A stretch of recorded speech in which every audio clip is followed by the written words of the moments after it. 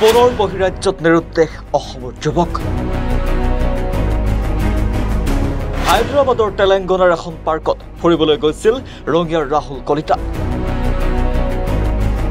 তাৰ পিছৰে পৰা কোনো সন্ধান নাই যুৱকজনৰ।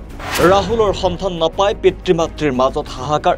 ঘটনাৰ বিৱৰণী অনুসৰি ৰঙিয়া নগৰৰ ৭ নং ৱাৰ্ডত ভাড়াতীয়া হিচাপে থকা জেতেন কলিতা আৰু অঞ্জলি কলিতাৰ কনিষ্ঠ পুত্ৰ ৰাহুল কলিতাই আৰ্থিক সংকটত ভুগি হায়দৰাবাদত কাম বিচাৰি গৈছিল এবছৰৰ পূৰ্বে।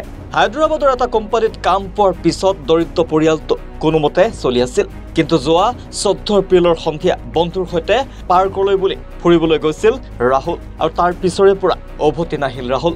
তেতিয়াৰ পৰা নিৰুদ্দিষ্ট হৈ আছে ৰাহুল কলিতা।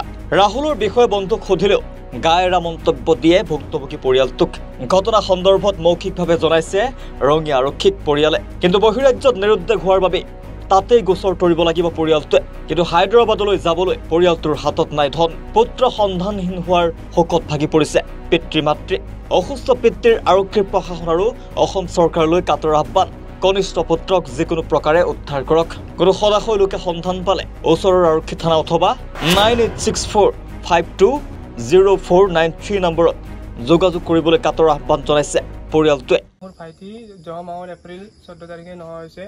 সন্ধিয়া ল'ৰাটোলৈ মানে আপোনাৰ 7:30 বজাত গৈছে।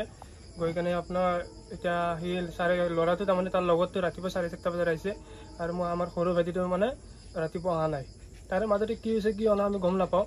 এতিয়া তাৰমানে আমাৰ সৰু ভাইটি বহুত দৰকাৰ, আমাৰ সৰু ভাইটিক লাগে তেনেকৈ নহওক। আমাৰ ভয় মানে এতিয়া আমাৰ সন্ধানটো মানে অলপ বেয়াকৈ আহি আছে। কিন্তু আমাৰ একচুৱেলি আমি এতিয়া কি কৰিম আৰু উপায় নাই। এতিয়া আমি যাব পৰা নাই, পইচাৰ কাৰণে টান হৈ আছে।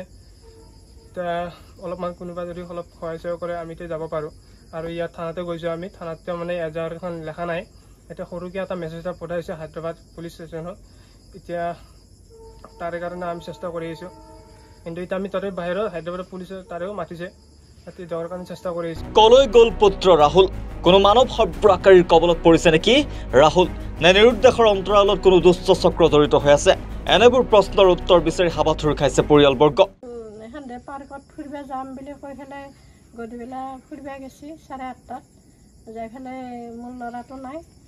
জোনাই গুচি আহিছে 4টা বজাত উঠি পেলাই টোপনি মাৰি থকা বুলি কৈছে। সি কৈছে কি মই নাজানো ক'ত গ'ল। মই এতিয়া নিজে গুচি আহিলোঁ কোম্পানীত আহা বুলি কৈ পেলাই। এতিয়া কোম্পানীত সি অহা নাই।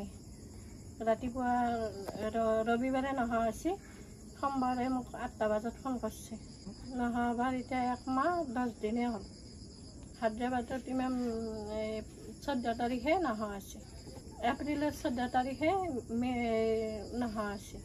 আমি এতিয়া বাহিৰৰ হায়দৰাবাদৰ থানাৰ পৰা পুলিচে মাতিছে আমাক। এতিয়া যাব পৰা নাই পইচাৰ কাৰণে। এতিয়া পইচা পালি আমি যাম আৰু থানাত কেছ দিয়াৰ কাৰণে। ৰঙিয়াৰ পৰা মইনুল হকৰ প্ৰতিবেদন, স্বচ্ছ দ্য ৰিয়েলিটি।